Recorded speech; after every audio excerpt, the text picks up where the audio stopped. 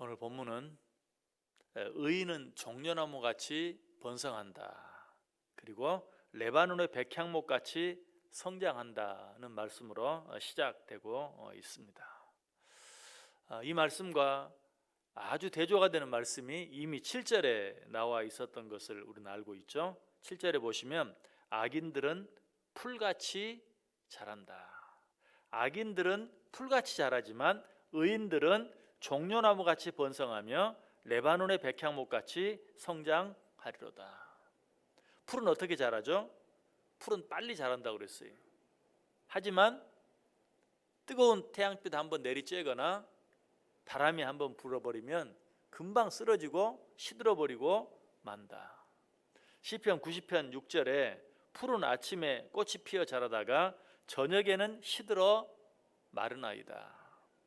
야고보서 1장 11절에도 해가 돋고 뜨거운 바람이 불어 풀을 말리면 꽃이 떨어져 그 모양의 아름다움이 없어지나니 부한 자도 그 행하는 일에 이와 같이 쇠잔하리라.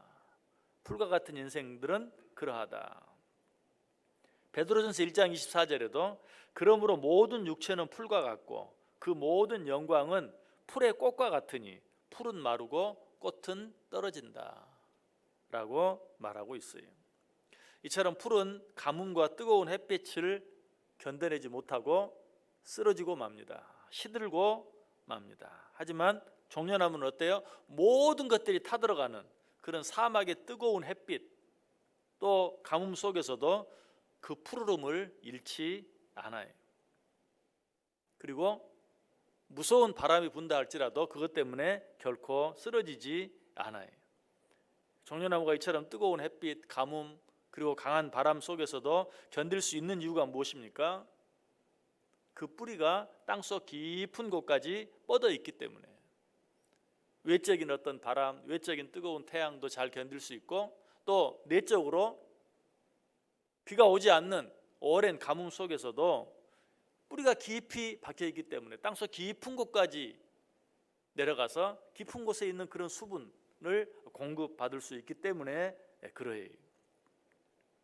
그러나 그 뿌리가 이처럼 깊이 박혀 있지 않는 풀들은 어떻다고요?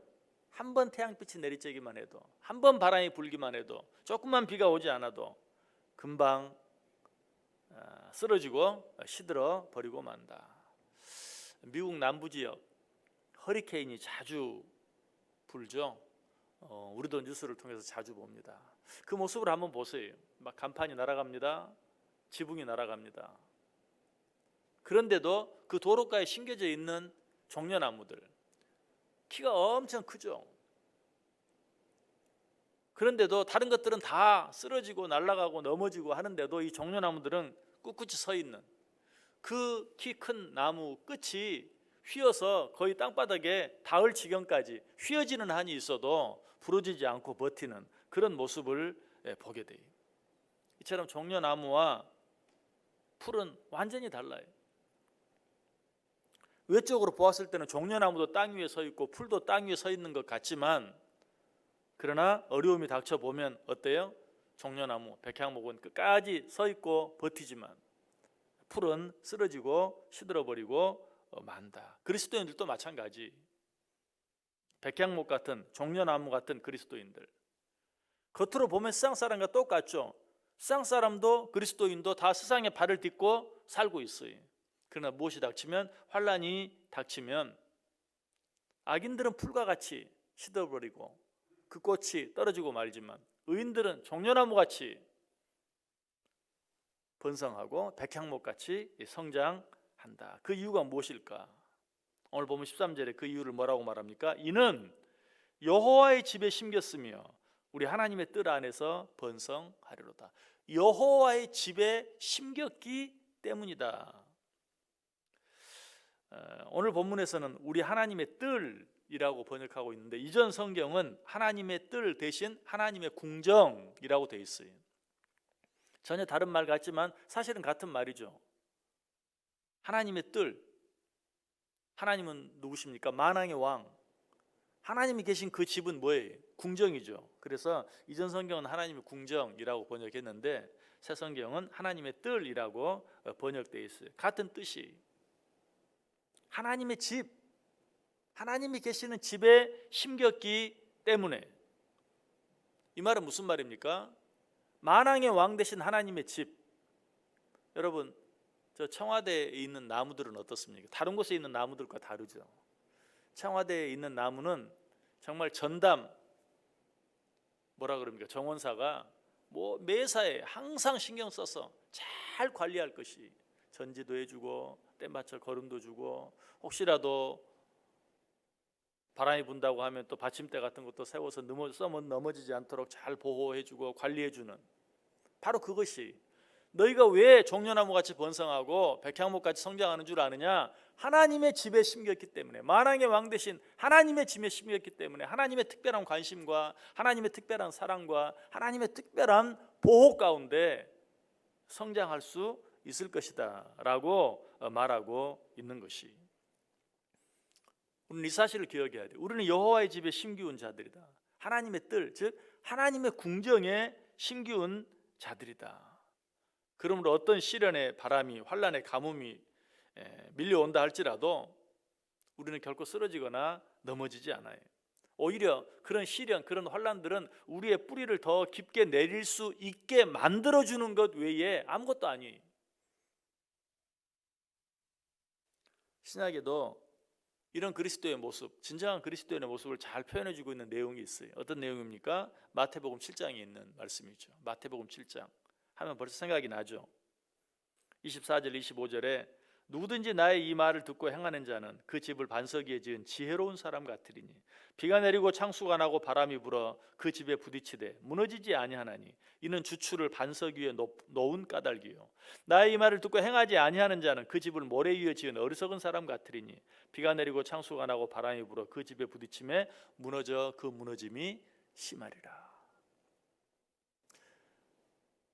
다른 말씀 같지만 사실 오늘 본문 말씀과 똑같은 말씀이에요. 여호와의 집에 심기운 자들은 종려나무같이 번성하고 백향목같이 성장할 것이다 라는 말씀과, 반석 위에 주추를 세운 자들은 어떤 비바람이 몰아쳐도 비가 와도 결코 무너지지 아니할 것이다. 그러나 모래 위에 세운 자들은 풀과 같이 바람 한 번 불어도 그 무너짐이 심할 것이다 라고 이야기하고 있어요.